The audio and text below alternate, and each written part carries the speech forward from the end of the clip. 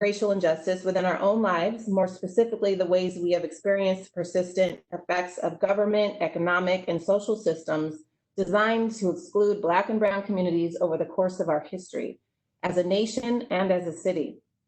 So we're here today in this moment in time, this precious moment in time, when we can unapologetically and boldly take a stand for Black lives and address systemic anti-Black racism and really move forward as a community together. And so the listening sessions have provided a lot of information thus far, but we also have had decades of listening.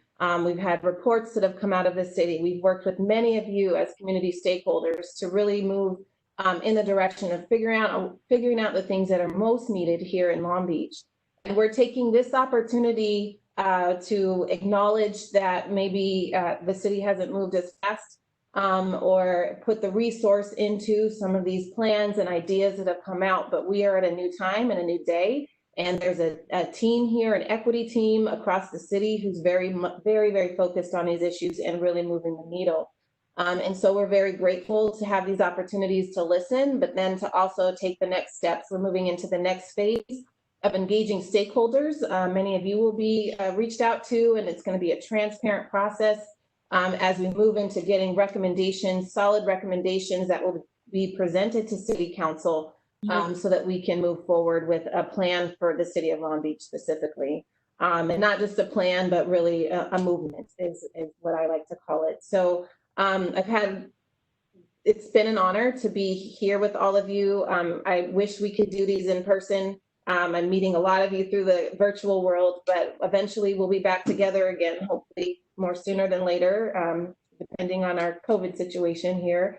And so, and we will be listening today, and there are city staff that are on, today. We're going to be listening and taking a lot of notes. And then we will figure out, not in this session, but we will be responding to the questions that arise, and then we'll be taking those notes and incorporating them into our next phase of the process. So with that, I'll turn it back over. And again, thank you so much for having me here today.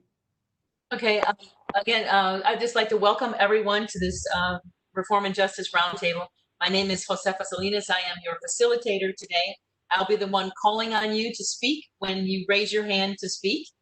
Hi, Leon. I see you there. You're muted right now, Leon, but you're there. We see you.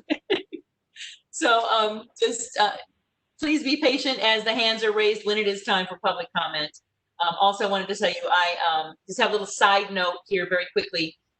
I'm also a commissioner here in Los Angeles, so I want to make sure that I'm very transparent with everything. My mother is in the hospital. I'm waiting for a doctor to call me back. So if indeed the doctor does call me, I will take myself off video and Shireen will jump in and take over from there. So just letting you know, if all of a sudden you see my face gone, it's because I need to take this phone call. You know how doctors are, getting them back on a phone will be almost impossible.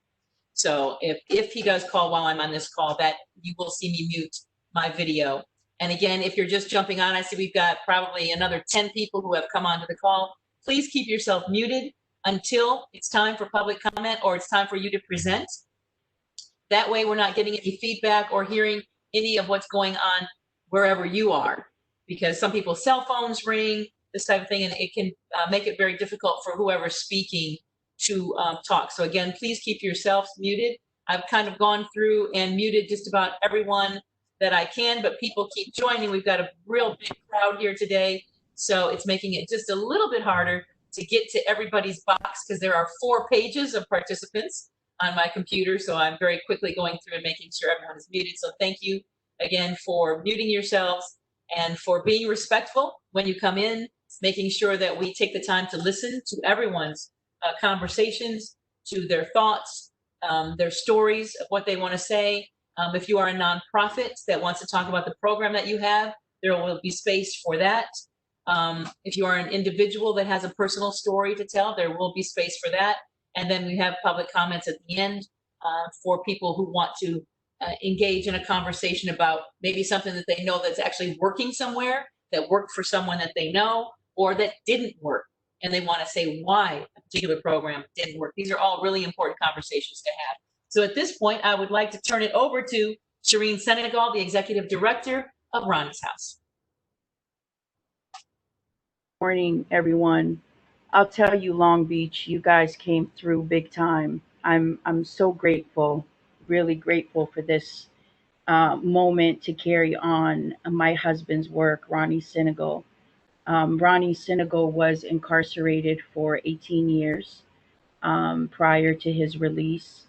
And after his incarceration, he became an advocate, an author, a businessman, and did a lot of work around reentry to make sure that those who went through some of the things that he went through had the resources and the tools to be able to transition back into society. So thank you so much to the city of Long Beach for allowing us this space, and having your support around this space means a lot.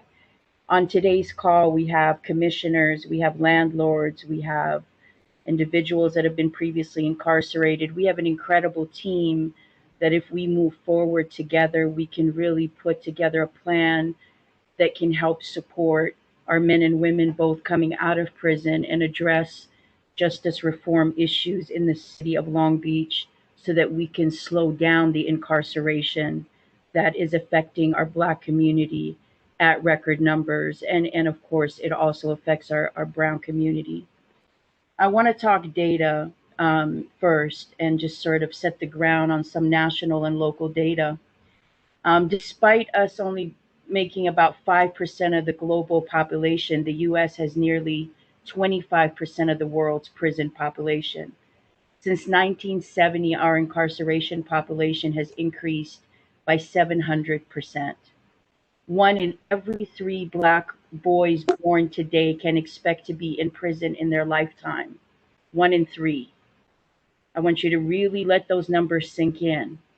It's really important for us to understand that our incarcerated population is not them and us. It is our community that has faced some setbacks and is paying for those setbacks. What's really and every one in six Latino boys are will be in prison, compared to one in every 17 white boys. At the same time, women are the fastest growing incarcerated population in the United States. A very silent growth, if you look at it. And in some roundtables in the last few months, I had some incredible nonprofits educate me on the fact that it is harder to get support services for women. It's harder to find reentry housing, because of all of the other sort of mental health issues and drug addictions, and other things women are facing. A lot of nonprofits are not jumping into that field. And so it is important for us to be cognizant and intentional in addressing our women who have been incarcerated. And a very alarming number that concerned me is there's twice as many people sitting in local jails awaiting trial and presumed innocent than there is in the entire federal system. And those are really some harsh numbers. We currently spend about $80 billion a year on mass incarceration. So when we talk about defunding, we need to defund the prisons and put that money back into communities. We don't even invest 1% of what we put into a maximum security inmate into a child, to ensure that we can stop the school or the cradle to prison pipeline.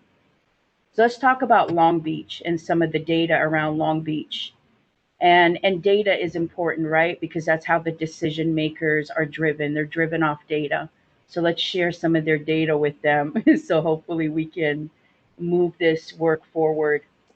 Despite making up only 13% of Long Beach's population, Black motorists in Long Beach are stopped at 24, or they're 24% of the arrests.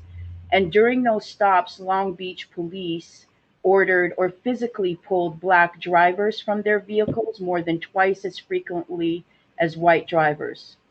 But what was ironic is those searches yielded in fewer results. And so less Black drivers were found with drugs or weapons than white or Latino drivers. Another statistic that concerns me, and I hope that this is a dialogue we can have today, is the criminalization around our teens. And now with the legalization of cannabis, that actually concerns me more for our teens of color that are in the school system.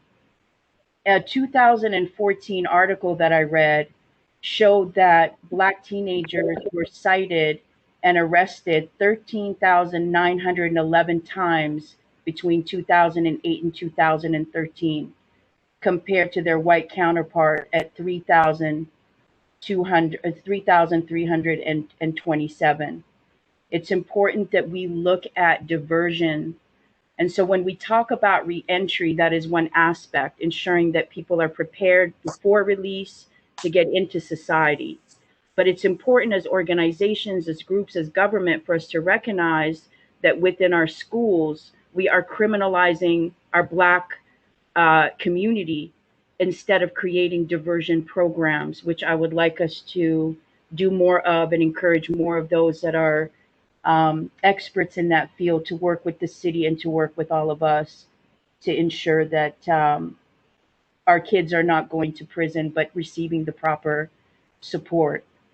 So, our goal today and our goal moving forward is to create a collaborative, because as it takes a village to raise a child, it takes a village to support our reentry community to ensure that it is embraced by everyone and not nonprofits fighting to open up a reentry home in a community that wants to demonstrate against it. We need the employers that are on this call to offer jobs and opportunities and say, hey, we're willing to provide 2, 3, 4, 5 jobs. We need the landlords that are on this call to say, yes, I'm willing to rent to someone who has faced setbacks. We need our educators to say, what can we do to create programs to target our previously incarcerated individuals? And so, what was really important about today and work that we've been doing in the past year is that it is about lifting up the voices of those who have been incarcerated to tell us what their needs are, and all of the organizations doing the work around it so that we can create a collaborative and a resource center, whether that is a digital resource center or otherwise, to make sure that they have the supportive services. More and more individuals are being released, but in California, we have over a 70% recidivism, one of the highest in the country. And we know that right now, currently, the prisons are fueling, what we once looked at as slavery. It's been moved into the prison system because when the 14th Amendment came, or the 13th Amendment came, it did not release prisoners from that. And so, under the current laws, that is why our incarcerated brothers and sisters are working for pennies, living under horrific conditions. For example, Terminal Island, which is less than a few miles away from us, over 70% of our brothers living in that prison are living with COVID-19 in horrific situations. And so I appreciate all of your voices today, your knowledge, your resources, your experiences. And I'm going to pass it back to Josefa and I will chime in. I just really cannot stress the importance of us continuing this work. Like Teresa said, we've had a lot of conversations. And that's why I wanted today to be about understanding what tools we have in the toolbox, and both from the city as well as our nonprofits, so that we can take today as an opportunity to move forward with action items. So thank you again to, I see that the commissioners are on board, city staff. Most importantly, you who have been previously incarcerated that are doing the work right now, you're our VIPs on this call, and your voices are the most important to us. So thank you again. And if I can be of any support, I will share my information after. Thank you, Shireen. Again, my name is Josefa Salinas. I am your facilitator today. I got someone here, Eugene Balance, who said he has been trying to connect. I don't know if I see his name here, but Shireen or Alana, maybe someone could send him the link again. He said he's been trying to connect for 10 minutes and has not been able to. Also, there's a little bubble at the bottom of your screen for the chat, so make sure that you open up the chat. If you want to say something to the entire group, that's fine. If you don't want to necessarily speak, but would like someone to say something, like I got a message here from Oscar. I want to say, let's see, Oscar says, hello, everyone. This is Oscar Duran from Rise Scholars at Rio Honda College. Rise Scholars educates and empowers formerly incarcerated students or those impacted by the criminal justice system with the knowledge and resources to make their educational and vocational journey at Rio Honda College successful and meaningful. And he said, you can reach us at risescholars@riohonda.edu. That's Rise Scholars at riohonda.edu. Also 323-374-3824 for more information. I'm going to give you that number again, 323-374-3824. Rise Scholars at Rio Honda College. So you might want to pass that information on to people that you work with, or just have it for yourself. So Oscar, thank you so much for being here. If you scroll up in the chat, you will see there are 3 links. It's the same link each time. It's a poll that Ronnie's house has asked everyone to fill out. So at some point during the conversation, if there's a lull or you're not speaking, oh, Reverend Wood, you're back. There you are. Then please click on the link and fill out the poll. If you'd like to speak when it is time for public speaking, click your raise hand button and we will call on you from there. So at this point now, I would like to turn the conversation over to Tracy Kalunga. She is a Chief Innovation Officer for the City of Long Beach and will discuss her work around reentry and justice and the Justice LAB project. Tracy, where are you? I'm here. Can you Oh, hear there me you go. okay? Okay, yeah. Yep. Can you hear me okay? Now we can hear you good, yes. Great, wonderful. Well, thank you so much for inviting me. I feel very honored. I know a lot of folks on this call, and just hello, friends and family. We've been in this work for a long time together. First and foremost, I really want to give honor to some of our elders on this call, Dr. Lydia Holly, Dr. Reverend Wood. For those who don't know, the work in the city around racial disparities, reentry, and justice has been going on for at least 40 years. Both of those leaders and other elders on the call have been really leading that charge for a long time. Dr. Holly sat on our Human Relations Commission, and they produced a report in 2003 about the state of youth and gang violence prevention in our city and key recommendations to council. So I just want to make sure to give honor where honor's due, which is we're building on top of a foundation of strong African-American leaders in the city who have stood up for righteousness for a very long time. And we're on a continuum. We're at a point in time where there's a lot of pain, but there's also a lot of passion. And, from that passion, the second piece I really want to share with you this morning is that my sister served time in Chowchilla State Prison and was in and out of San Diego County Jail for 10 years. She is now clean and sober because of an amazing women's reentry program in the city of San Diego.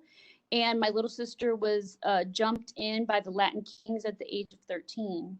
I share this information because me and many other city employees, and surprisingly enough, some police department employees, grew up in the hood, barely made it out by the skin of our teeth to get degrees and to work in institutions like the city of Long Beach to begin to dismantle the decades of racial injustice. We have Black and brown brothers and sisters throughout this organization. I see Alana Grant over there. I see your face. And there's many of us who have joined the ranks of government because we want to begin to dismantle the decades of work that have created racial injustice in our systems. And so I say that importantly because you have allies in the city. Is the city perfect? No.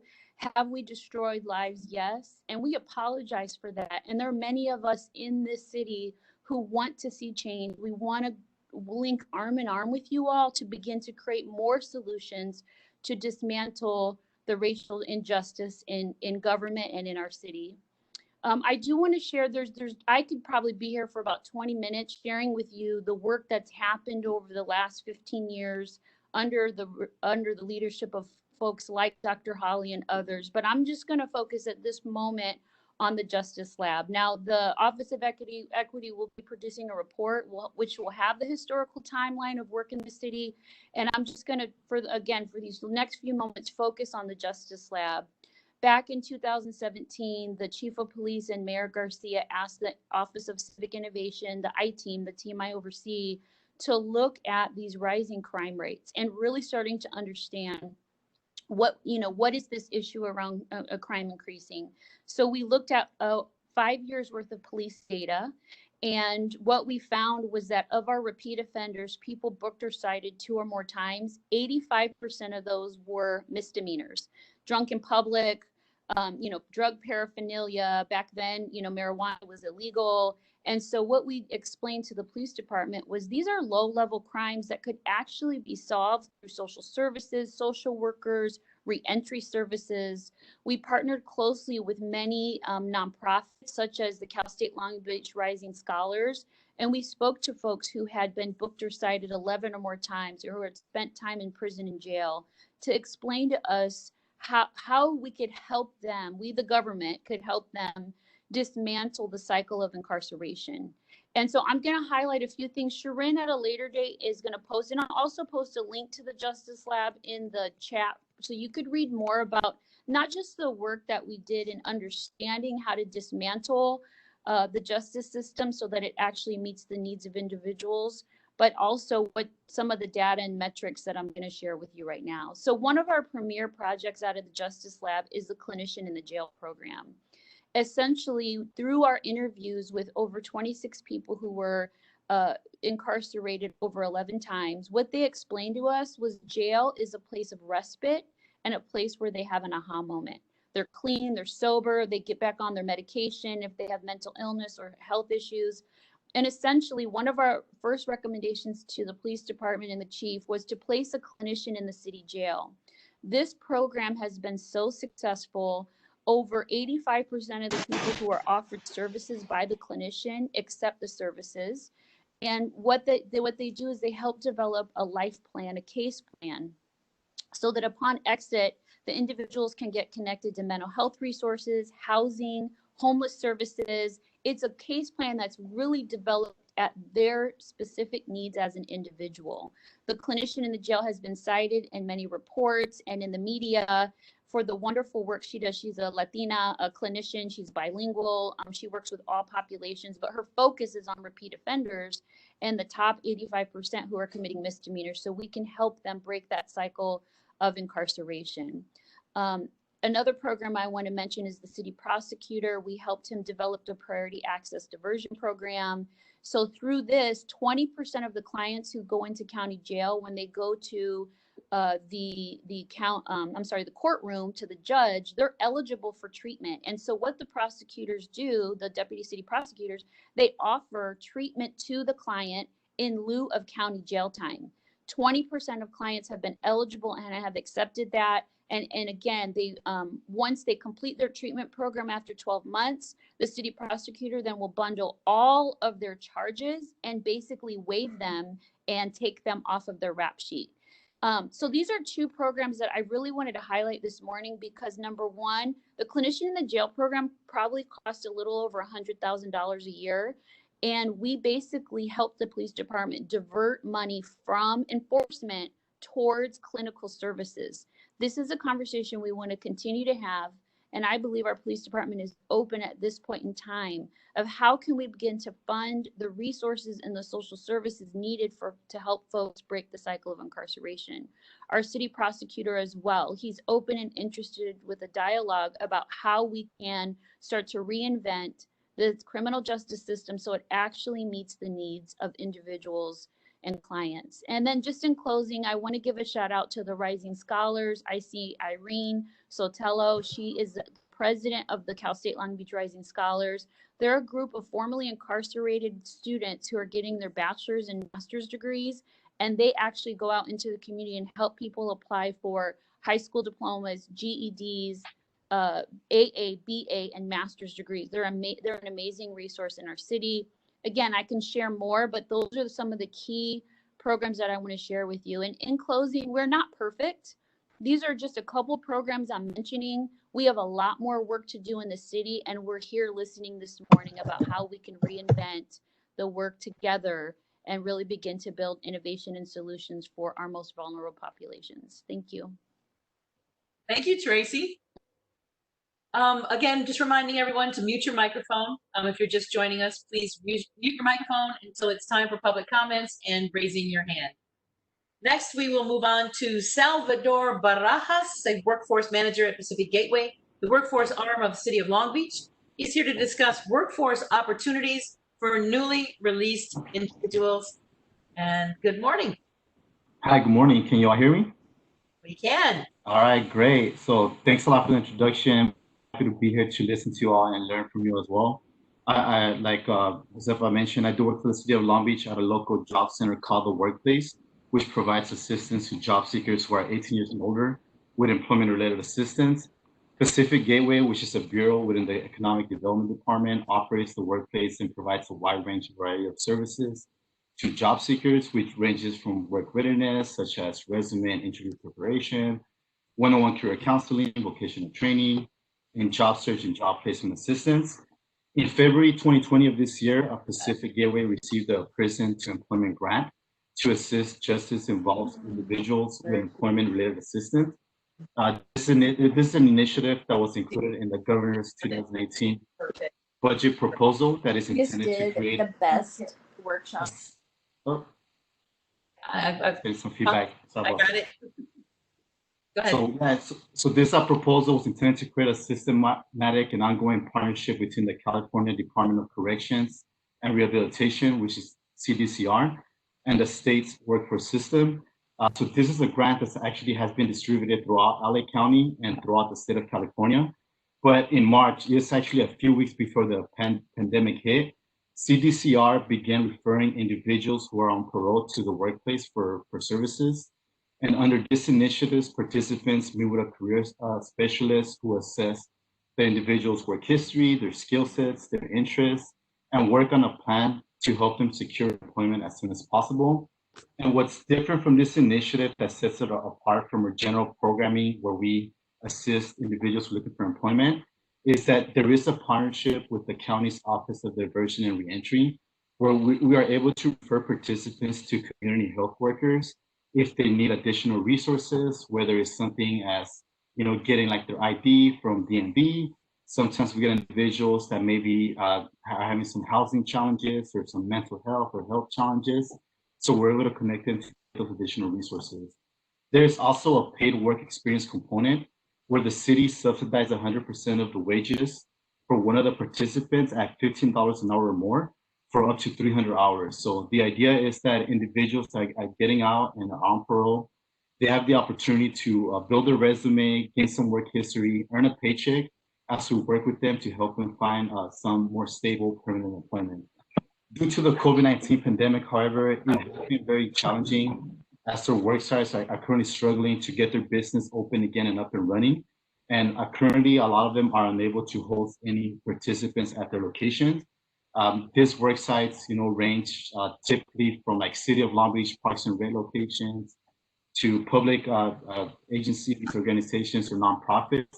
So if there are any organizations on the call right now that are interested in being a work site in the near future, I'll definitely leave my information in the chat box so you can contact me directly. And again, you'll be to host a worker that will be subsidized by city wages at $15 an hour, and will also cover workers' compensation. Another unique aspect of this partnership is that this initiative also funds short-term vocational training at local training providers, and it also provides an incentive to individuals to complete, and they'll get $1,000. So say, for example, there's over 100 programs of different schools that we work with. So it could range, from like a training program that includes the building and construction trades, whether it's the MC3 apprenticeship training program, welding, carpentry, HVAC, electrician. There's also training programs on logistics and transportation, such as truck driving, heavy equipment operator, mechanic. There's customer service, computer technology. So it ranges, and it all really depends on the interest of the individuals that we're working with. Overall, the ultimate goal is to place individuals in permanent employment. So we do have a business engagement team that's continuously working with different employers to build those relationships that are, background friendly, and so we could connect individuals to permanent employment. But nevertheless, I just wanted to share, like, that's just one small resource that the city is trying to do to help individuals who are just as involved with securing employment. And I'm happy to, again, be on this call and to continue listening and learning from everybody today. Thank you. Salvador, would you like to give the website or somewhere that people can reach you, so just in case they're like taking notes right now? Yeah, definitely. So my name is Salvador Barajas, and I'll put the website, my phone number, and email on the chat box. And if you could share that with the group, that'll be awesome as well. Okay. Very good. Thank you. Okay, now next up, we'd like to hear from those who have been incarcerated or who have family or loved ones that are currently incarcerated, to hear about the obstacles and the needs. Now, please don't unmute yourself. Raise your hand, and then I will call on you, and then we'll unmute you. Okay, I see I've got one hand up already. Jose Osuna. Jose, go ahead. Can you hear me? Can everybody hear me? I can hear you. If I'm getting a little bit of feedback though, Jose, are you on a headset? I'm not on a headset. I'm muted. Oh, you're unmuted. It's echoing. All right, is that better? Turn yours. It's because I'm here with two other people. Oh, that's what it is. Tell them to mute themselves. Are they muted? Okay. All right. Can you guys hear me now? There you go. You got it. So go ahead, Jose. All right. So my name is Jose Osuna, and I wear two hats. So first of all, I want to say I am a Long Beach resident, and I'm also a formerly incarcerated individual. I was a member of one of the local gangs here from the age of 9 to the age of 35.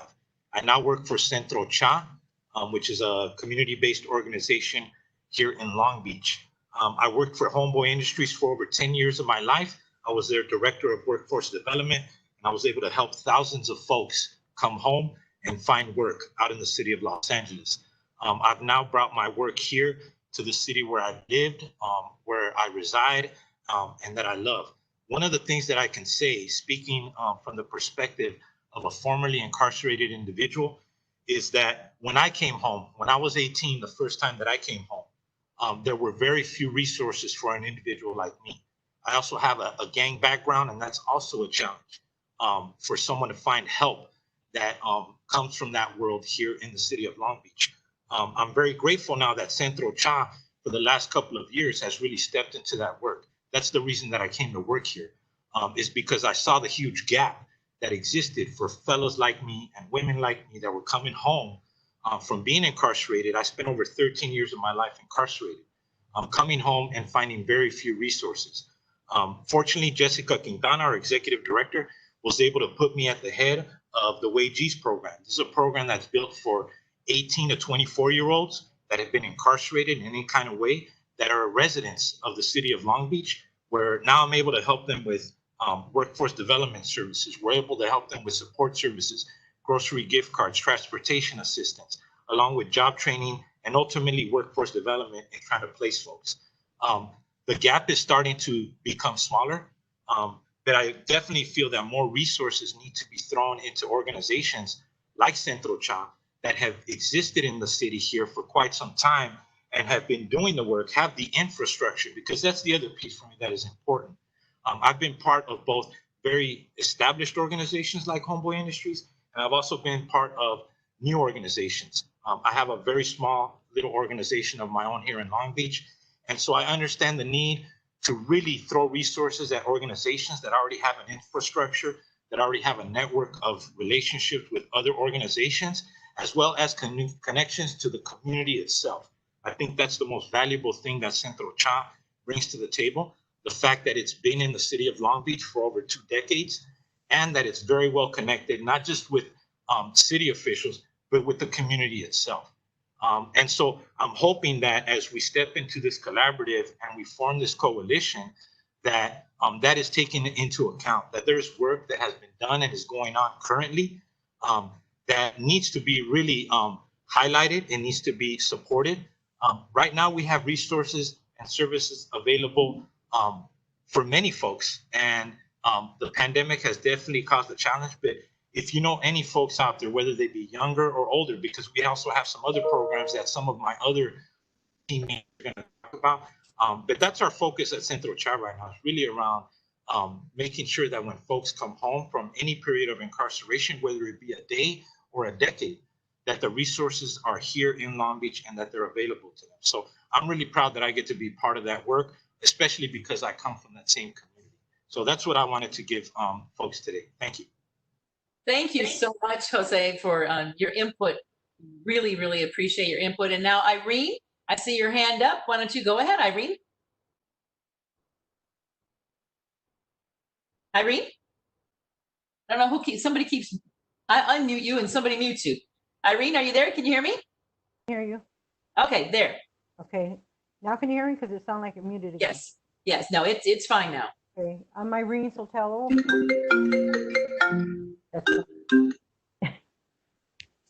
Okay. Yeah, I'm one of three co-founders of Rising Scholars at Cal State Long Beach. I'm in my master's for social work. I've been going there since 2016. And as of 2017, we created an organization for formerly incarcerated. It's not just for students who are formerly incarcerated, it's for those who are impacted by the social justice. And we have right now currently almost 15 members because they keep graduating on us and we have to replace them. But I've been doing a lot of work with the community, with like Tracy says, we had an education lab where we were doing it at a church, and we were working with the parole and probation department, where those who are coming out who are interested in education, we show them everything the steps to take to get into colleges. Go into as part of ARC, Anti-Discrimination Coalition, where we teach an intro to college there, and those are folks that are coming out. I do some workshops at Homeboy Industry for those who want to get into education. I go to Pelican Bay with a few of the other members, and we teach a workshop about those who are already in college in Pelican Bay, called Pelican Bay Scholars, and we're part of that. So we've been helping out a lot of the people who are coming out and reaching out to those who are in there and getting them ready for education. And then we just got word, well, I've been working for 3 years on our campus for Project Rebound. It's for all the CSUs. And there was only 9 chapters for 9 campuses that had it. Well, we were granted it just 2 weeks ago that now Cal State Long Beach is now getting Project Rebound. And that's because of the hard work that I've been doing to me and my other Rising Scholars to get it on our campus. So now we're going to be a program now that's going to help those, like a program like EOPS and all the other programs that will help with the funding that's coming in from the state. It's going to help with like books, travel, the food vouchers and things like that for students who need it. And I'm really proud to be part of that and knowing that I can do that. And I don't just go to Pelican Bay. We write prisons. We have that are from different prisons, and I've already helped 4 transfer into Cal State Long Beach, and hopefully it gets better. It should be getting bigger now that we already officially have Project Rebound. So that's it. Wonderful.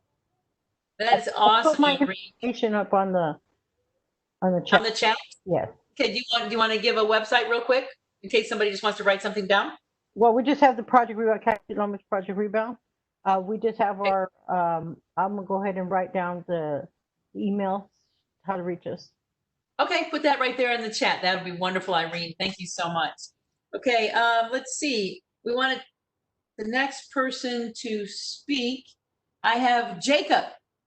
Jacob Brevard, your hand has been up. And again, if you want to speak, please, there's a little raise your hand button next to your name. Just go ahead and put your hand up, and then I can call on you to speak. Go ahead, Jacob. Hello, everyone. Good morning. My name is Jacob Brevard, and I work for the Anti-Recidivism Coalition, also known as ARC. And this organization, we're kind of like, we do wraparound services. We have an in-reach program where we have former lifers who have served over 2 decades in prison that go back inside prison and help prepare people to come out and re-enter back into society in a positive and productive manner. We also have a policy wing where we advocate for laws, and we passed a few. We was partnered with other community-based organizations to pass a lot of laws. Please vote for Prop 17 to give the felons back their voting rights. It's very, very important. We also do outreach, and we also do workforce development, where we put people into construction union jobs through a cohort. We also advocate for secondary education. We work with Irene and other people in Root and Rebound to get people signed up for college and secondary degrees. We also have a mental health component in what we do. So we try to give a totality of experiences for people that are coming home. But I really wanted to talk about something I think that is paramount for a person to succeed once he gets out of prison, and that's housing. There's not a lot of housing programs where a person can come home and get all the services that he needs. There's not a lot of housing programs in Long Beach, period. And I think that's the cornerstone to anybody making it out of prison. I am a former lifer. I spent 25 years in the California Department of Corrections for a gang-related crime in the city of Long Beach. I've been out for 6 years, and I've been entrenched in this work for the whole time that I've been out, trying to provide space for people to be able to come home and be successful and productive, as I was blessed to do, and the many other people that some of my team was blessed to do. And I think that starts with housing. How the housing look, that's something I think we need to discuss, because there's many marginalized communities within this community, whether it's mental health, whether it's the LBGQ community, whether it's Blacks, Hispanics, but there's a lot of marginalized communities that come from the prison population. And if we don't do anything about housing, the prison population is a large part of the homeless population. It's a large part of the mental health population. So just by dealing with people who formerly incarcerated individuals and helping them get housing, which gives them the support they need to go out and find jobs and be productive, I think is very, very important. And I would be open to any conversation that's based around providing housing for people coming home. As you guys know, the CDCR is getting ready to release 8,000 people. That's a lot of people. Most of those people are coming back to LA County. A lot of those people will come to Long Beach, and we need to be prepared for them so they don't be put in a situation where they feel they have to take drastic measures. Thank you very much, Jacob. Really very much appreciate your perspective and the information that you gave, and continued success with the work that you're doing. Wonderful work. Thank you. Thank you. The next person up, Darlene Burke. Darlene, you have to unmute yourself because I don't have a button here on my end for you.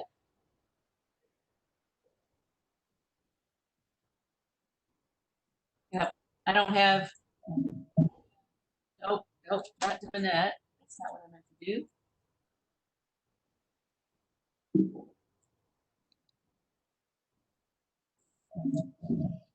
I'm not sure, Darlene, what's going on with your, because I don't have a microphone button on my end to mute you or unmute you, so.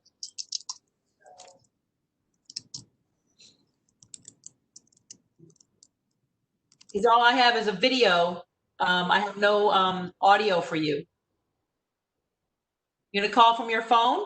Are you calling from your phone? Look on your phone and see if there's the mute button on your phone in the program.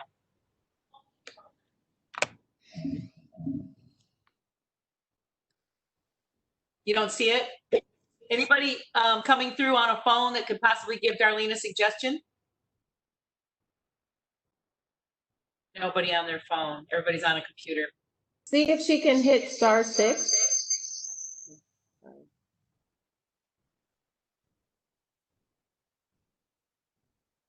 No. Okay, well, you know what, Darlene, for the moment, I'm going to move on to someone else, and I will look on the internet real fast and see if I can find a solution for you while we move on to, what do we have here? Chucky Miller. Where are you, Chucky? Am I unmuted? There you go. There you go. Hey. I'm just joining the conversation. Got it a little late. I consider myself a part of the community. Been here for a very long time. Don't know much about Reentry, but I do know that I have a lot of friends that are probably should be in this program. Spent a lot of time and are incarcerated. What was interesting, what I just heard, the reason I'm chiming in, that the young man that just talked about housing. And I am a real estate owner of several properties in Long Beach. And I would be very interested in possibly finding out how I can help with that situation.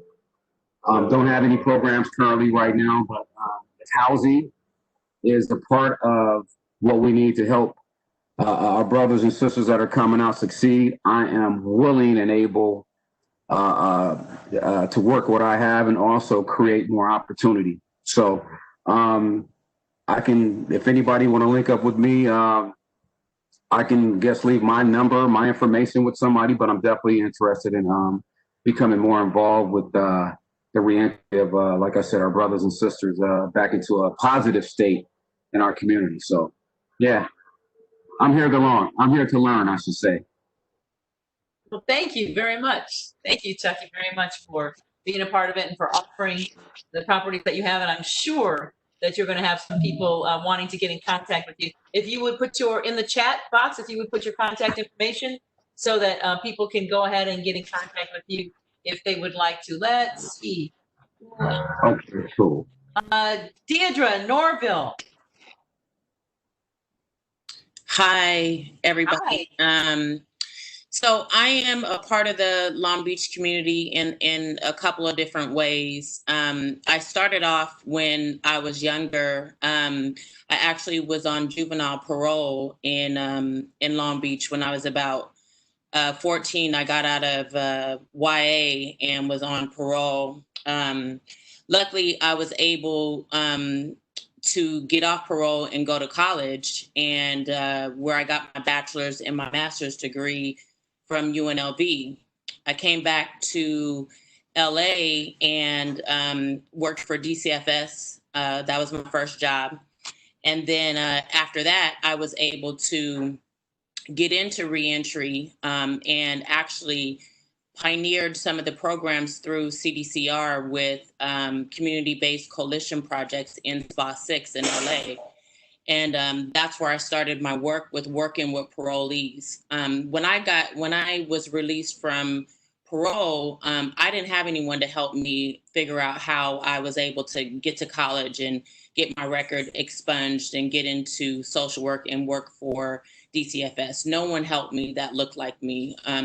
The lady that actually helped me expunge my record and get to college was a white lady. So thankfully, I was, someone helped me, but no one from my community helped me. I was all alone. It was luckily just, me and my parents that were able to do it. But at any rate, I did it. And so I wanted to help the community, and I got my first contract. My mom and dad had a family business. We got our first contract with CDCR, and we helped over 400 parolees. We started the program from ground up.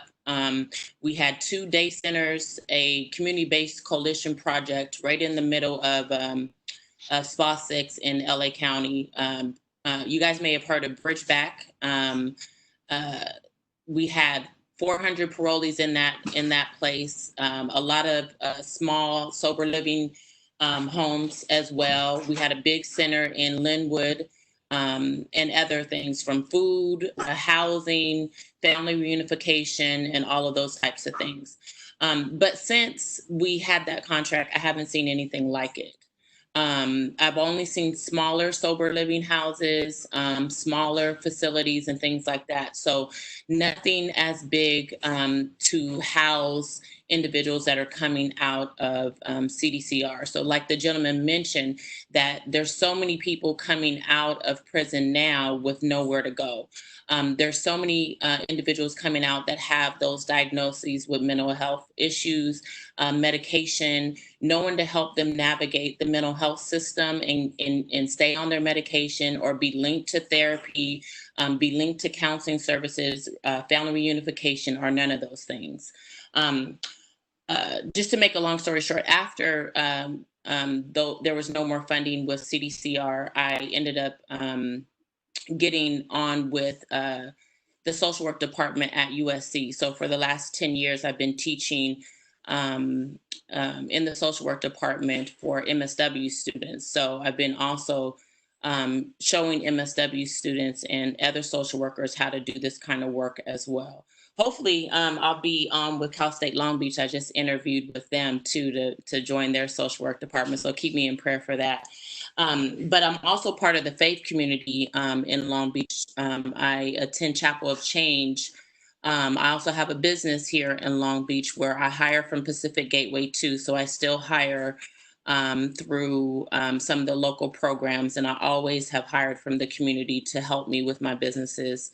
Through that same family business, we've had several individuals from Pacific Gateway still help us, and they remain with us for over 10 years now. So I'm very interested in this work, and have tried several times to ask the city to help us find big buildings to house individuals that are coming out of the prison system, but to no avail to have such a big system. You have to go through the community conditional use permit process and all of those things, but there's no big building for that in Long Beach, to my knowledge, as of yet. So if anybody has that information or wants to do that, I'm all for that. We've done that, like I said, with CDCR and that funding in those programs with clinicians, residential housing monitors, all of that before.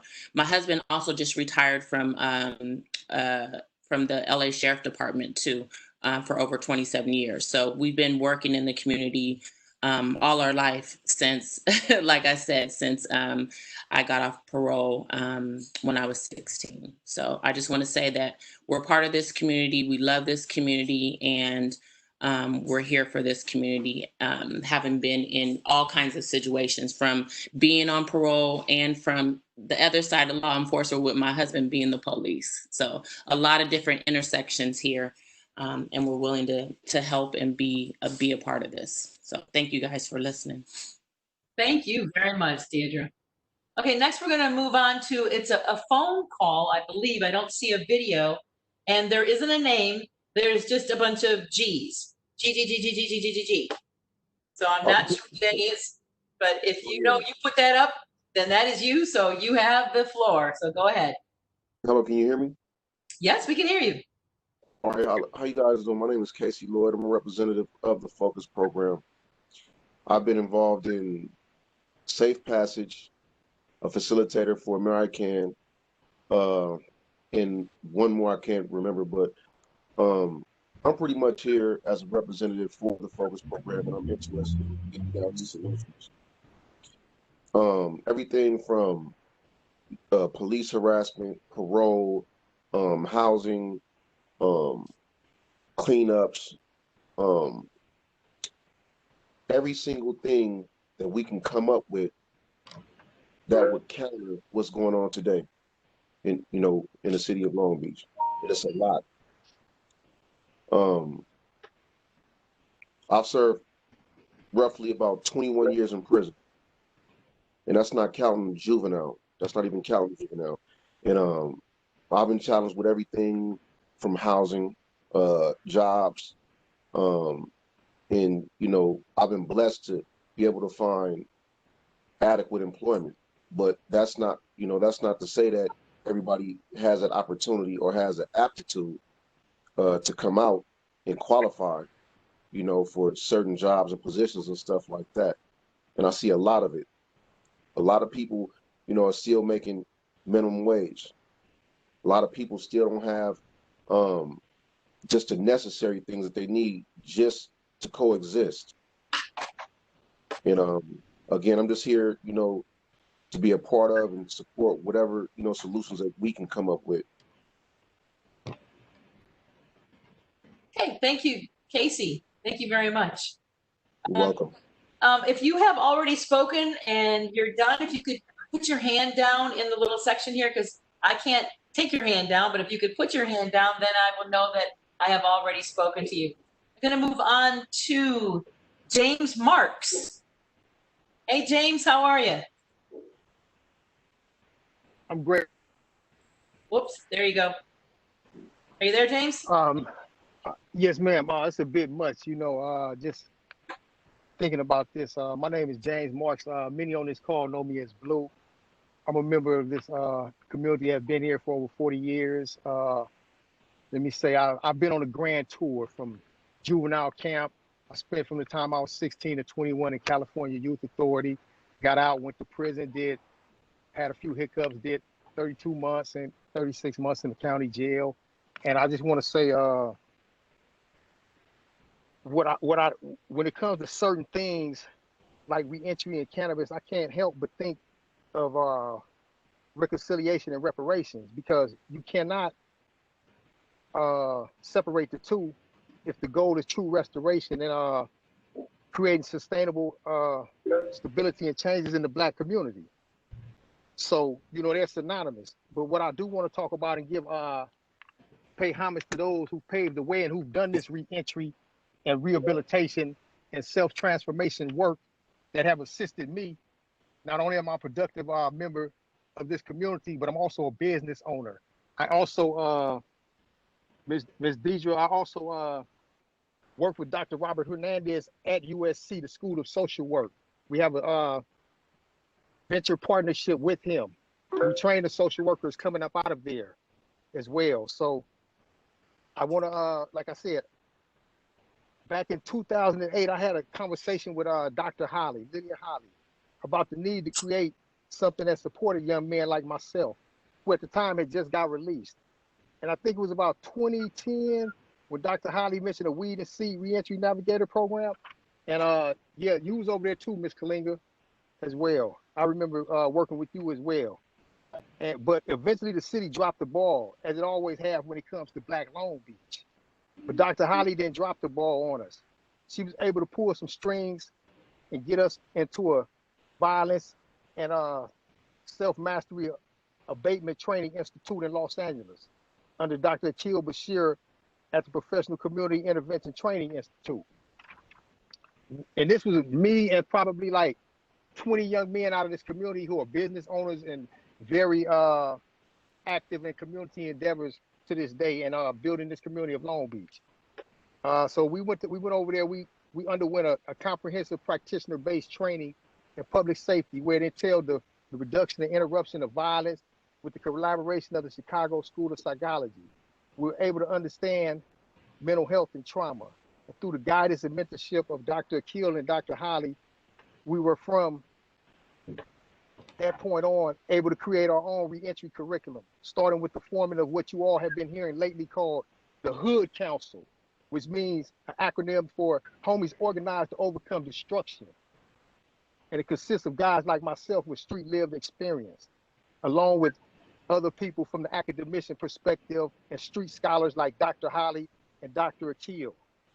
And we were able to create a proven practice with a successful outcome. And we created different programs. One is called the E-Squared paradigm, addressing attitude, work skill, work ethic, employee-employer relationship, self-mastery, character building. And then there was another component which we created called the E3 components, and had 3 components: empowerment, education, and economics. And to this day, we also have formed into the CIG, which is the Community Investment Group, where we have community members like myself that would probably never receive any funds other than check-to-check money outside of a income tax check. We pooled our money together. We came up with $100,000, and we created a real estate investment group. Okay. And then from there, we was able to create a program called the G's to G's program. And that is in itself is an in-depth analysis of the gangster street thug mentality, which we call the little G.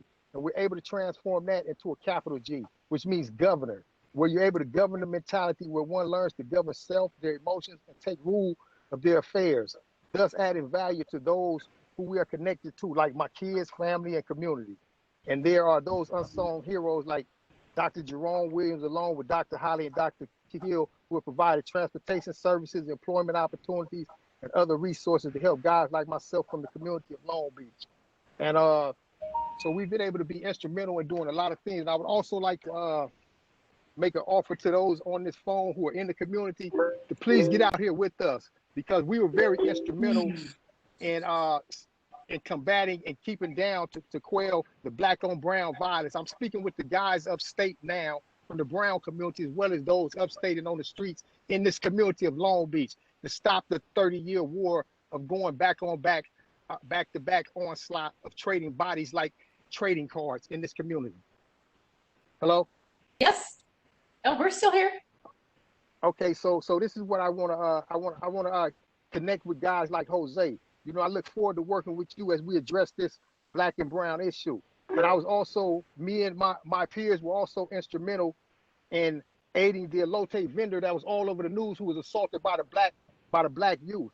You know what I mean? Not only did we step in and denounce that, but we also helped that family to raise, their goal was 6K. We also helped them to raise over 80,000. That was 2 weeks ago. So it could be at 100,000 now. And we're also planning to do something with that Washington Neighborhood Association this coming week. So I encourage all of you guys to come on out here and get in the community and make a difference. You know what I mean? Where it really counts in the trenches.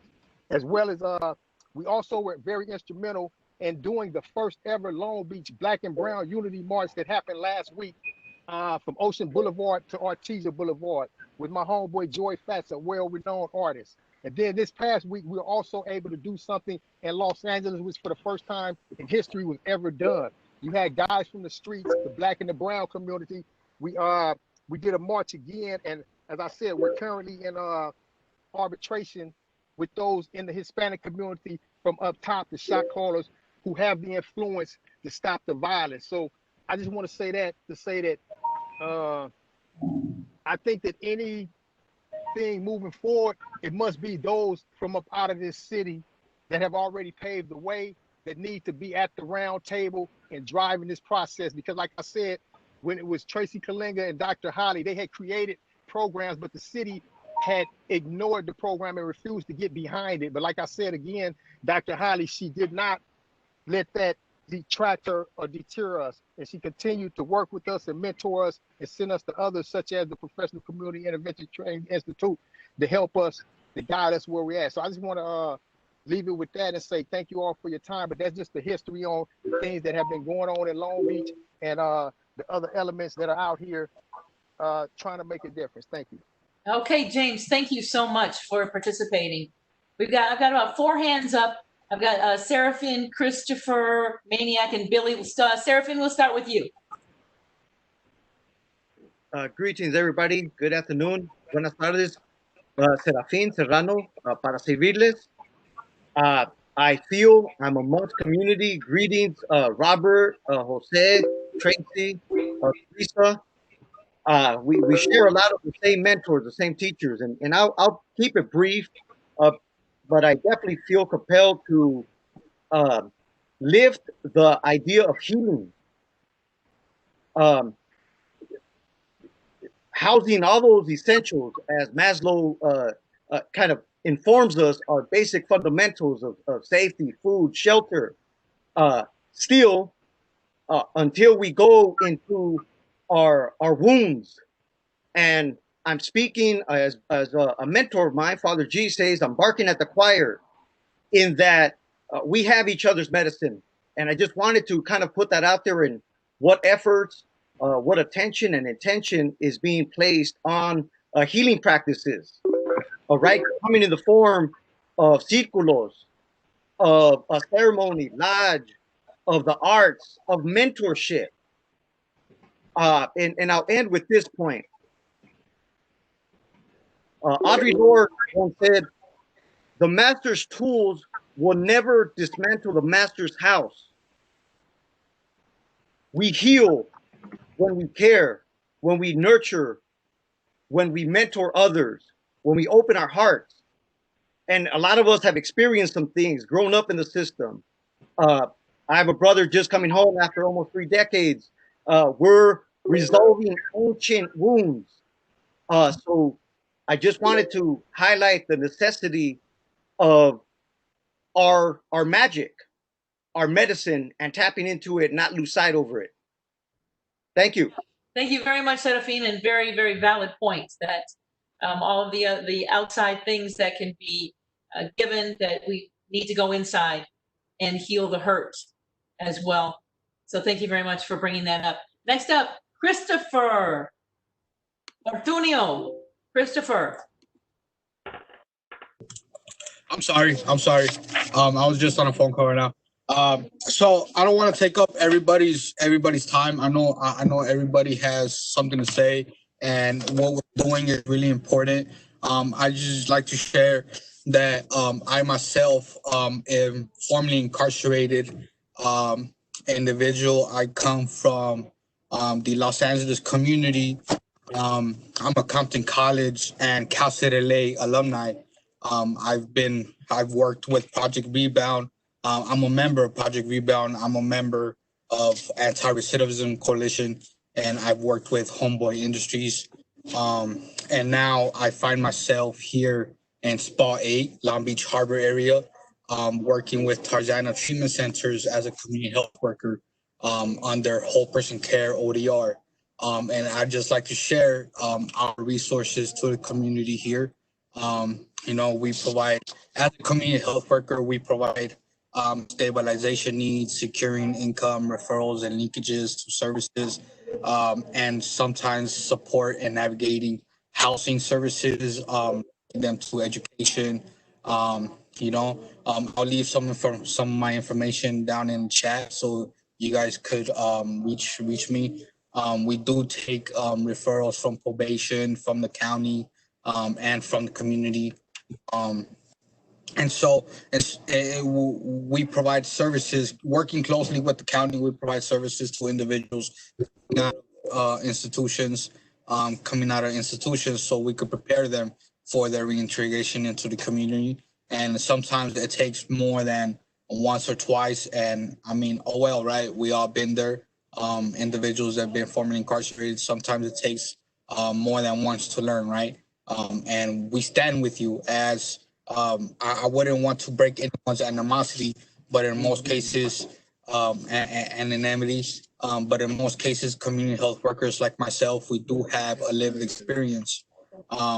And so we know how it is to struggle and, learning how to navigate our own communities and resources to stay out of, to break this recidivism rate, right? And I'd just like to let you all know that we here at Tarzana Treatment Centers, RICMS, stand with the reentry community. And if anyone would like to collaborate or you have any referrals or any individuals that you think would benefit from our program, please, feel free, feel more than free to send them my way. And we will do the best we can to connect them to everything that they need and, just decrease this recidivism rate. Like I always say, we need more people out here than in there, right? Once again, thank you for the opportunity to share. And we stand here with you. Thank you, Christopher. Please make sure that you go into the chat section and put your number and all of your information there, Christopher, so that people can reach you. Let's see, I've got 1, 2, 3, 4, 5, 6 more people that want to talk. So we're going to ask people to kind of try to keep it to 2-3 minutes at the most so that we can get everybody on. Maniac, you've had your hand up for a long time, so go ahead. Can everybody hear me? We can. Okay. First of all, honored to be on the call with everybody and all the people who have done the work and who are sincere in their efforts to make change. I'm a co-founder of the Hood Council along with James Blue. We also, I believe Jerome's on the line, who's one of the co-founders. And I just wanted to make a few statements that I think are relevant to this discussion. First and foremost, racism and white supremacy, and I hate using that word, but for everyone to understand what I'm talking about, white supremacy, I think it's actually inferiority complex, but that's another discussion. Racism has been, and white supremacy has been the biggest impact on the reentry for the Black community, period, point blank.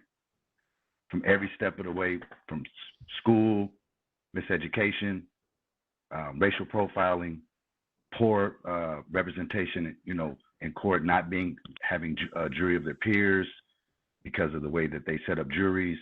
The sentencing in Long Beach has been racially impactful, like every step of the way to getting in prison and then coming out of prison as well. So let's be clear. So if we're not dealing with solutions that are, dealing with the root causes, then we're just going to keep talking about Band-Aids. I hate the word reform because reform usually means Band-Aids. So we got to talk about systemic, and that's why we have to talk about reparations. Someone mentioned earlier that was accurate about the connection to slavery. Prison is just modern day slavery. Let's just call it what it is. So everybody that's in this effort, the gentleman who spoke about housing and all that, and I don't know the brother, but I like what he had to say about housing, but all of us and everybody else unnamed, we're basically modern day abolitionists. That's what we are. This is a real movement to get people out of slavery. And there's more people in prison now of black people of color. We want to use the word POC for others, but for blacks right now specifically, more than ever were in slavery. So there are more slaves now that are black than there were ever at any year. That's according to Michelle Alexander's book. So the data that you mentioned earlier is clear. So this is a conspiracy. This is not accidental. This is on purpose. So if we're not talking about real hardcore systemic stuff, then we're just, the same old rigmarole, what we call a dog and pony show. Now, most crime, let's be real, is economic in nature, right? Racial and inequality, but economic class struggle as well. So no matter what, we have to talk about a job pipeline. We got too many programs, people get job training, and they go through this stuff, and then it's not a real link up to a good job, a good paying job. And then we go back to setting up the economic conditions for crime again. Separate from the stigma of being an ex-felon and all those other things that go with that. So years ago, me and Jerome, and I want him to get a chance to speak if possible, but I don't know if he put his hands up. We came up with something called the anti-penitentiary plan. And it basically was, how we gonna get homies out the pen that's in there and keep them out, and how we gonna keep the young black men from going to the pen. And we've done a lot of work that goes unnoticed, but Blue is one of the young men that we worked with when he got out of jail. And we had him on the part to keep him out. And he went through the G's to G's program, and look at him now. I mean, one of the most powerful voices in the community that we've ever seen come from the streets of Long Beach. And I'm not going to take credit for it. He built himself, but these are the works we did. Jerome himself has his own efforts of, like Blue mentioned, transportation.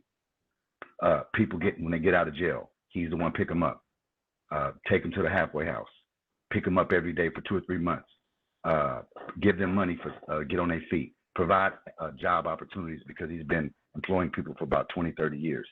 By himself, he's probably done that to about 200 people, period. And then we've created the programs to help them stay out. And we just want the people who really done this work for the black community specifically to be in position to do this work and be empowered, because we've been doing it on our own dollar for the whole time. So we're not asking for money.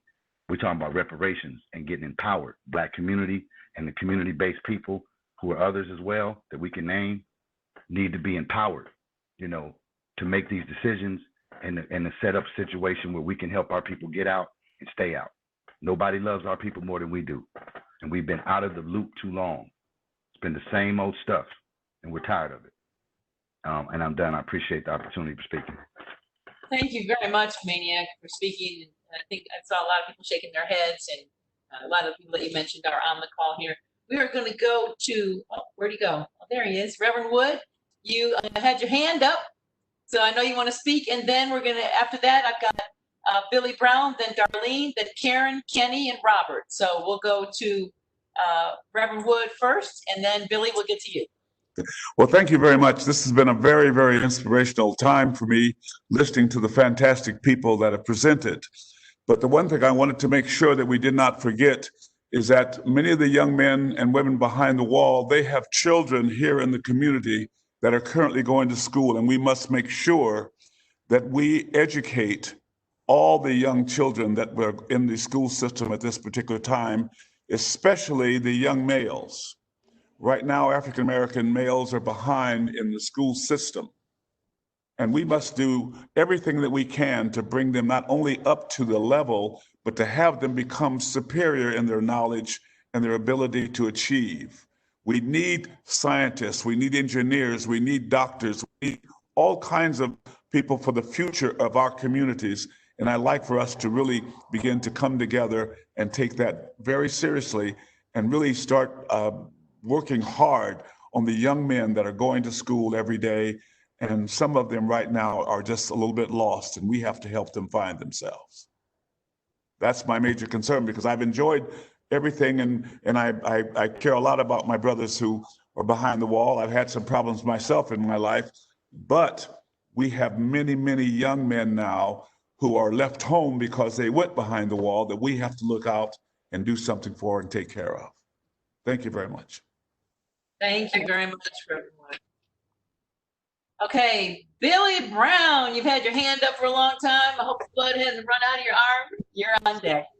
No problem. Well, good morning, everyone. Can you hear me clear? Yep, we're good. Yeah, good. Okay, thank you. Well, oh my goodness, I haven't ate breakfast yet, but I am full of nourishment listening to everything that I'm hearing on this conference call. First of all, my name is Billy Brown. I'm born and raised here in Long Beach, California, and I am a former juvenile baby, youth authority baby, and went to prison also for a certain amount of time. And I have re-entered back into society, and my re-entry was not all that great, you know, because I was part of the recidivism rate where I went back into incarceration because of the decisions I was making. But then I learned that I don't want to be a slave anymore. So I got to teaching myself and learning that I have to better myself in order to better my family and to better my community. Yes, I went to Long Beach City College. I graduated from Long Beach State. I got scholarships from Bill Gates and whatnot. And I thought education was the key. It helped me a lot. However, I had learned that education is not going to solve it all when you get a degree and you go to these certain jobs and they look at you like, okay, you got a bachelor's and a master's in this, but we're not about to hire you. So one of my main things was I said, okay, then I went and got started my own business. And if we can start directing our people from when they come home to starting their own business, that will help a lot. I just want to let you know also that I'm the founder of the community-based organization called Focus, and Focus is a safe passage program, which it focuses on our schools in Long Beach, because our schools, although they're not in school now, but when the kids are in school, there is a lot of racial tension and a lot of gang tension surrounding the school area. And I was asked by the principal, Mr. Luda Lorca, to start a safe passage program because the police could not stop the issues that they were having. And some of the issues that they were having was mass suspensions, mass expulsions, mass arrests. Bullying was all at an all-time high.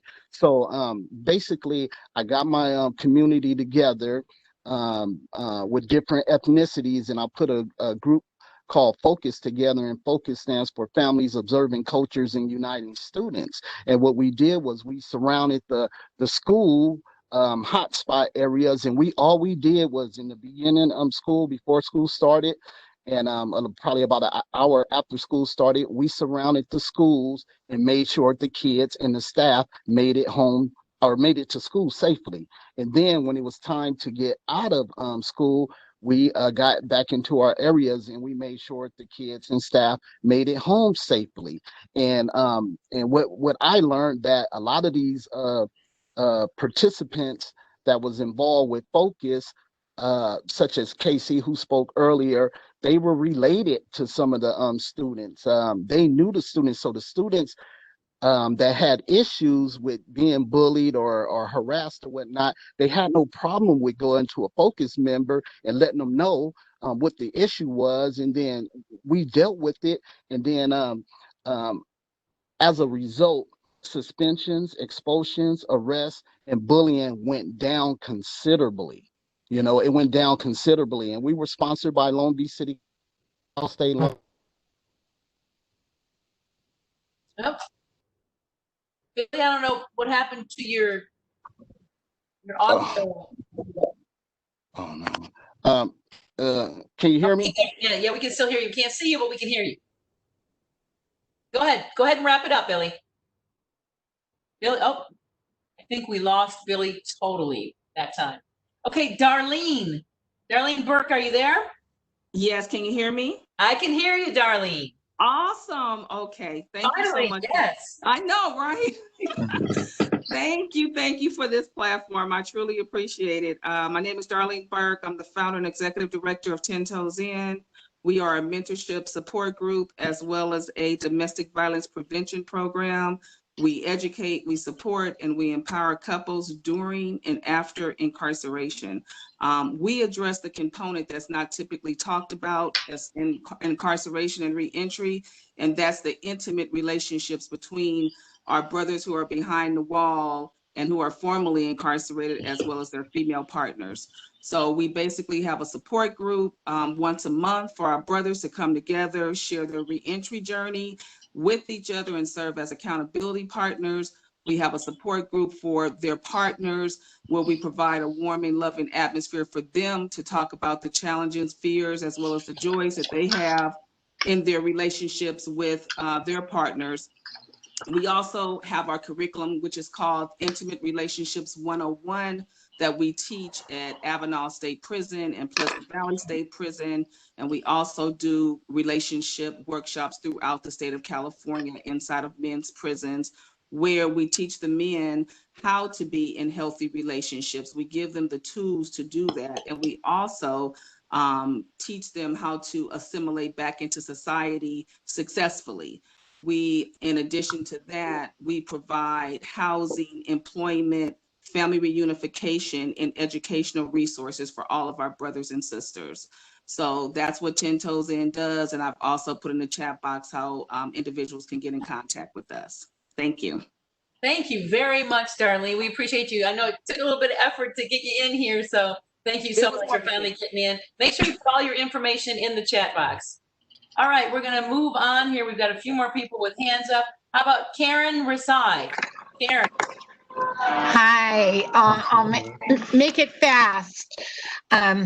I'm with the Long Beach Gray Panthers, and we are an advocacy and education group on older adult issues.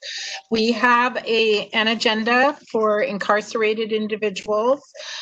We are working on restoring the voting rights. We believe that everybody, once they paid their debt to society, deserves to have their voting rights, and maybe even while they're incarcerated, they should be able to vote.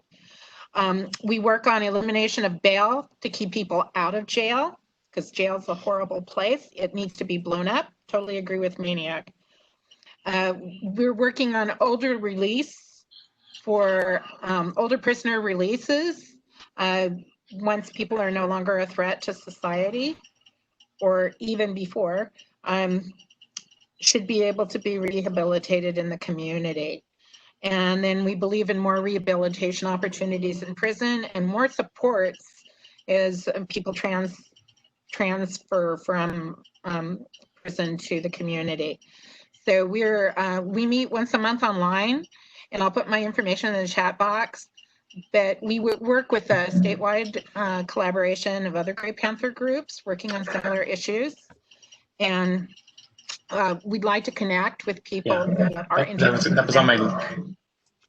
Please, that was on my list. Mel wanted to get her own. If we could get a link for our donors, because I know she wants to send that out to folks. Okay, whoever. She has some people in mind that she wants to give that to. Hello. Whoever's talking, we can hear your whole conversation. Please mute your microphone. And I hope whatever needed to get sent out got sent out. Go ahead, Karen, did you want to wrap up? I'm done, but we're open to working with people, and we're doing a strategic planning process on August 1st. We'd love to have some people participate in that.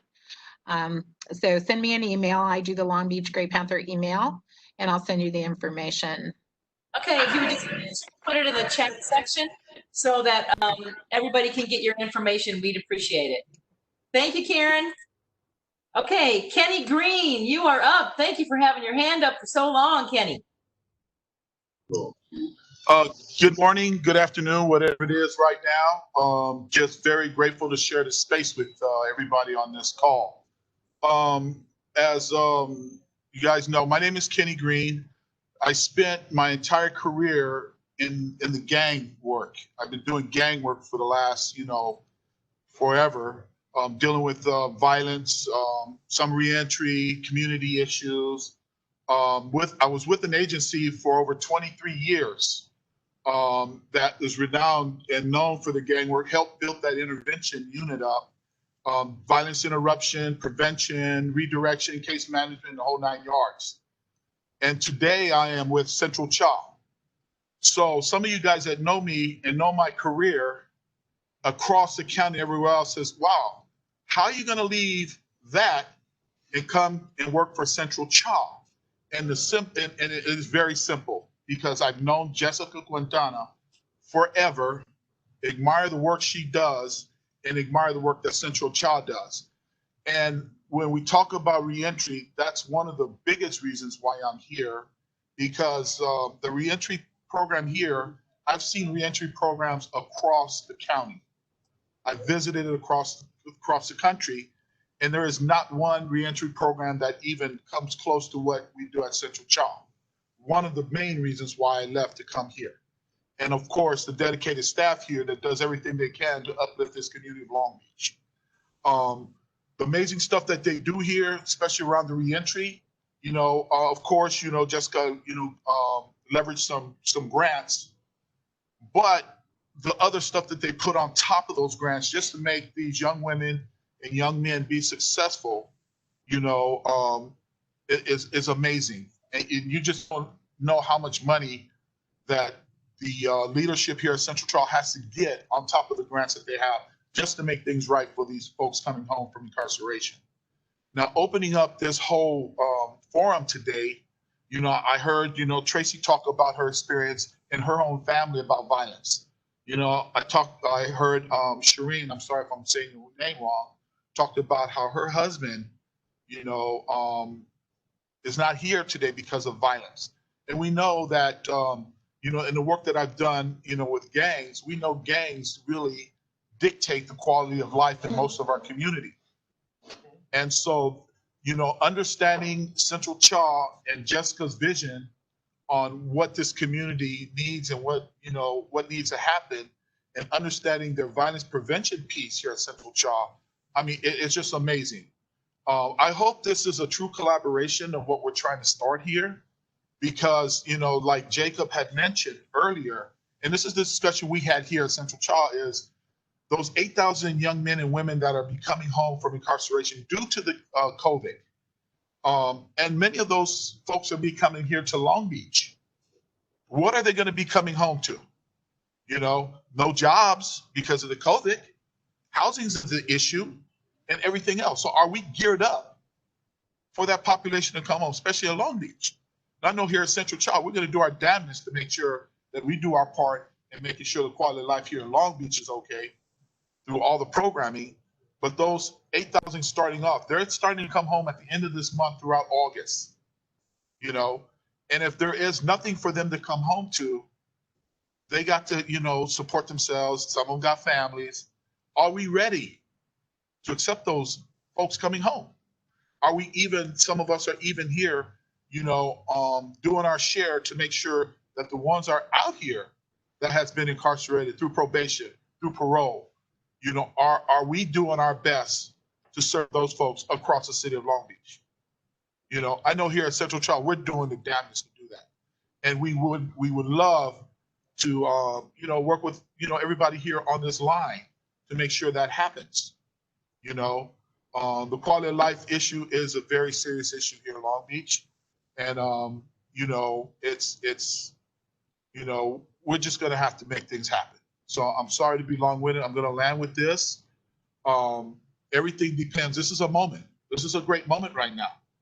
And we got to seize this moment. We can't fumble the ball.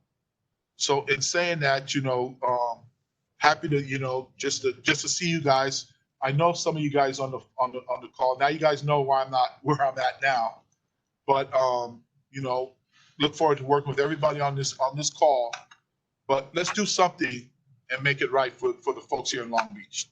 I know that I work for a great director that's her mission, that's her vision, and she's dedicated to do that. And she's on our butts to make sure we do our due for the community as well. All right, Kenny, thank you so much. Please make sure, Kenny, that you put all the information in the chat box so that everyone can share. I have 2 more raised hands, and then I will be going to Suli. So Robert Castillo, you've had your hand up for a long time. Robert, go on ahead.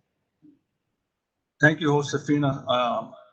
I'm very thankful for this this forum. I'm very grateful for the platform today. I'm also like formerly incarcerated, but mine dates way back. I'll be 57 this Saturday. So I started going to jail when I was age 14 to about age 20. And back in those days, there was, well, to my knowledge, there was no programs. So I'm glad to see everybody that all the things that are going on today and the resources that are out there. Because I think when I think back, the only thing I could remember, to be frank, was the church. You know, the church was an outlet if you wanted to change your life. So, you know, it's good to see all the programs and all the resources that are becoming available. And I just want to say that today, you know, I'm a program coordinator here at Central Cha. I specifically for the last 4.5 years have been working with the reentry population. I'm currently working with a contract with the Board of State of Corrections Committee. And so I'm currently serving right now about 50 parolees. And we offer, you know, employment preparation. So we'll help them, we'll give them some tools to work on themselves. We'll also give them some vocational skill trainings. Along the way, we'll support them. We give them stipends, incentives. We offer work experience. So not only do we help them to become employment ready, but we'll financially support them along the way. And that's what we do here at Central Cha. I've seen it work. I've been here 4.5 years. I've already worked with, you know, nearly about 400 people. And I've seen like over 90% of them become employed. I've seen them discharge parole. I've seen lives get on track, get you know, reintegrate back into society, and they become successful. So again, you know, we just want to mention that we have a great team here. You've already met Jose, you met Kenny, many of you know our executive director Jessica Quintana. So you know, we're passionate what we do. Yeah. So you know, again, I'm just thankful for this. Thank you very much, Robert, and to everyone today. We have Lydia, and then we're going to go to Suli. We've only got about just a few minutes left before we have to wrap up. So Lydia, you have. Okay. Oh, thank you. It will be quick. I was just kind of taking some notes and writing. I just want to say, everybody, this is really fabulous, and this is a real dream come true for a very long time. Is Tracy still out there, Tracy? Yes? I'm here. Okay, so Tracy, you know, I used to bend her ear on this subject for, this is back 2006. So my takeaway here is consistency and sustainability. So Kenny, you sound like Jessica. She was channeling you. In your comments, you sound just like her. So you've been at Central Cha for a minute. You sound just like Jessica. Yes, bravo to you. But you at Central Cha and others that were speaking, it's about sustainability, because that's what we talked about at Weed and Seed. It's about sustainability and it's about consistency. The collaboration among all those that are here and who will come. It's about sustainability, it's about consistency, and it's about great teamwork. Regardless of where you come from, we're a team. We're a team. And we're about making sure that all of those that we are serving them. And we're bringing them back into the fold, making a space for them to be able to grow, thrive, and prosper. And with Reentry, it's the passion and the compassion and bringing folks home into a place that they can call home again. If they didn't call home before, it's going to be home now. So Sharon, just thank you, Sharon, for bringing this online. And to our beautiful moderator, I wanted to tell you that with cannabis listening session, you really made it pop, and this is even more so. So thank you so much for that. But consistency, sustainability, great teamwork. I think the point that Kenny made about the number of people that are returning, to the extent that the organizing can take place very quickly, I think is a point that should be well taken. Next step perhaps should be having another organizing conversation as to when that can take place, and begin putting some steps into motion as to when we can move forward on that point. So that's all I want to say, and thank you so much for the opportunity. Thank you. Thank you, Lydia. Thank you, Lydia, very much. Suli, are you here?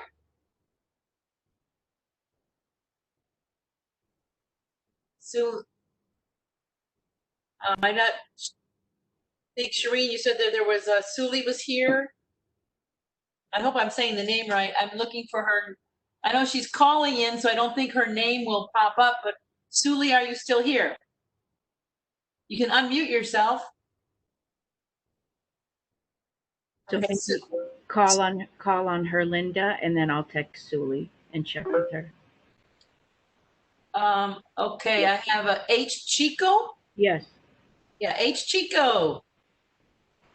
Hi, this is Herlinda Chico. I'm the field deputy for LA County Supervisor Janice Hahn. In the chat, I included my email.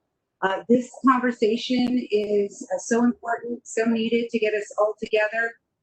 I do want to say that at last week's Board of Supervisors meeting, there was about 8 motions that were presented and passed regarding transparency amongst the Sheriff's Department, reallocation of funds, Men's Central Jail continuing as a mental health facility, not a jail, and reinvesting those funds. There's a lot of things that are happening policy-wise that is really important for our group to engage in as well. I know it's really challenging because you all are spending so much time in the community, but it's important that we have your input and your support at the policy level as well. I will tell you that there is a great partnership happening right now between the City of Long Beach and the County of LA, and that we're addressing many of the issues that have been brought up here. And we're hoping to really, invest into programs that will be helping our community. So again, I'd love to hear from you all. Keep you on a list if there's policies that are coming up at the county level. I'd be happy to share them with you. Invite you to call in to speak, in support of a lot of the reform that's taking place. Thanks. Thank you very much, Linda. I think we're at 12:51. Shireen, did you want to take over and close out the meeting? I do. What an incredible conversation. Honestly, beautiful conversation of incredible unity, work, pain, joy. Hi, this is Suli. Can you hear me? Yeah, Suli, go ahead. I'll close after you, babe. Wonderful. I'm so sorry. glad. I had to No, I'm so call glad back we had in. you on. Go ahead. Thanks. I just wanted to thank everybody, especially you, Shireen, for your leadership in ensuring that that we have this forum and this discussion. And so many people who have been involved in the work in building this in Long Beach. You know, as somebody who's done work with young people and in the community, and given what's been happening in Central Long Beach, that this is just so important, and given the reconciliation framework being developed, I just want to thank everyone for their input, and that I think that those who have been impacted needs to lead the work. So that's all I wanted to share, and just to thank everyone, city staff as well, for their work, and I hope that to continue to be engaged, and that there'll be next steps that we can be engaged and involved in. So thank you so much. Thank you, Suli. Shereen, we'll turn it back over to you to close it out. You know, she actually set it up for me. I'm hoping Jacob is still on the phone call. I really want to lift up what she just said, and I want to. I am on the phone call. Okay, great, Jacob. So Billy last night called Jacob for me at like 12 a.m. When I heard about Jacob and the work he was doing, I was like, Billy, he has to be at the table. This is about him. This is about our brothers and sisters who have been incarcerated, and to think that he served 26 years and he was entrenched in the work. God bless his heart. He didn't skip a beat. So thank you so much, brother, for your work. I want to lift your work, and I want everyone to connect with him to see how you can support each other. Um, James, you're absolutely right that the Black community has been impacted greatly by incarceration, and the Black community has not been at the table. And that is why this right here is so important, because my husband, who was a Black man, wanted better for his brothers and his sisters. And this platform to me is this: you are at the table, all of you, every one of you. Jessica's been doing the work for 25 years. I want to lift up her work. But Dr. Lydia Hawley is the person's studies and research and everything that I studied, and that taught me the inequities of what was going on, and Dr. Alex Norman. And so I appreciate Tracy from the city of Long Beach in lifting up those who came before us. I think one of the biggest struggles that we have as advocates, whether it was yesterday, 10, 20 years, we're always fighting with the system to tell them we don't have to reinvent the wheel. If we just build on the work that came with so much pain and struggle and loss, we can get so much further. And so it is my goal, James and Billy, Jerome, to make sure that you are at the table, that the funding is going to sustain you to help disrupt the violence, to provide opportunities for your brothers and sisters. Because I think advocacy work, so much like entrepreneurship, we have to know and understand the resources that are needed in order to sustain and scale our work. And oftentimes, um, James, I've always seen you jump in, Billy, all of you guys volunteering your work and time without thinking that, hey, I can get this funded. I can actually keep a roof over my head, helping save others. And I do want all of you brothers and sisters doing this work to understand that this is social services, and that you have to organize to create yourselves in a way that you can get the funding. And I will support you in every way, provide you with resources, grant writers, so that you can lead the way on healing your communities, because it has to come from the root up. We are creating and have been working on creating a database. Anyone that knows me knows that I love to use technology to give people access and to ensure that we create platforms that are always in live time updating resources. And so we are going to include all of your resources from city to community on an app that we are developing that is easy, that can access mentors.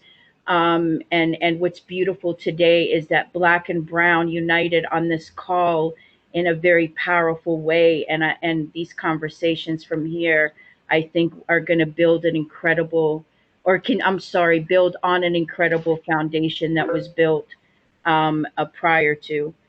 So I appreciate you. I'm grateful for you, and I appreciate you allowing me to be a part of the work and in your space.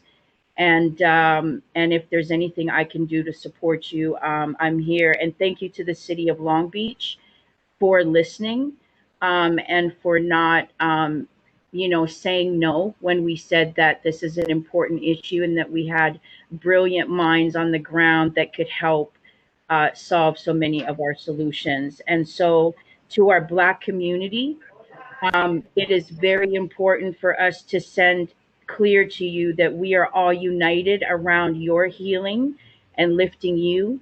And to our Brown community, we are also here united to empower you and to lift you. So thank you so much. All right. Well, that is going to wrap it up for today. Shireen, thank you again for having me as a facilitator. And to all of you, continued success. I have a radio show that is on weekly. So any way that I can be of service to you to spread the word about your different organizations and what you're doing, Shireen knows how to contact me. I've been doing this for 30 years in LA. I would love to help spread the word. So please use me and use my airwaves. Thank you all. Have a wonderful day, and we will see you again. Bye-bye, everybody.